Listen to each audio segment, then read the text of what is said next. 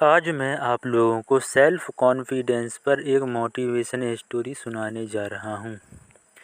एक business executive था जो कार्य में डूबा हुआ था और उसे कोई रास्ता नहीं सूझ रहा था। लेनदार उस पर बंद हो रहे थे, आपूर्तिकर्ता भुगतान की मांग कर रहे थे।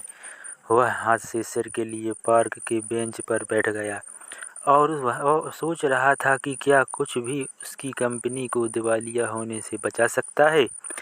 अचानक एक बूढ़ा उसके सामने प्रकट हुआ। मैं देख सकता हूँ कि कुछ आपको परेशान कर रहा है, उन्होंने कहा।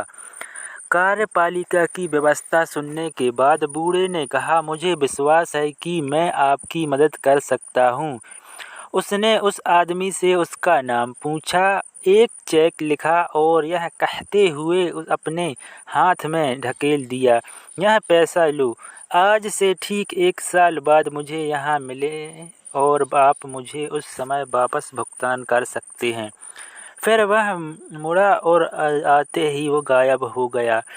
व्यापार कार्यकारी ने अपने हाथ से $50,000 का चेक देखा जिस पर जॉन डी रॉकफेलर द्वारा हस्ताक्षर किए गए थे, जो उस समय दुनिया के सबसे धनी व्यक्ति थे।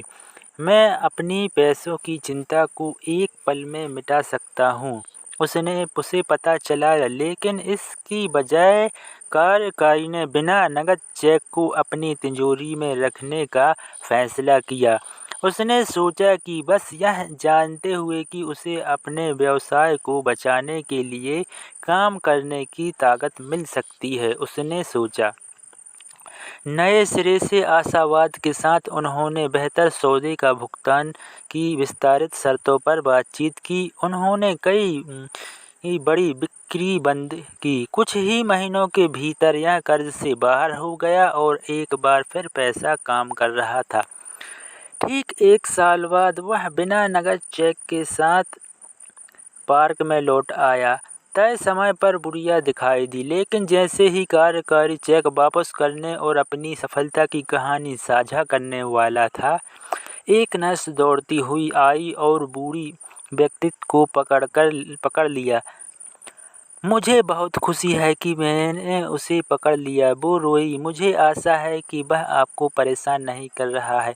यह हमेशा विश्राम गृह से भागता है और लोगों को बताता है कि वह जॉन डी रॉकफेलर है।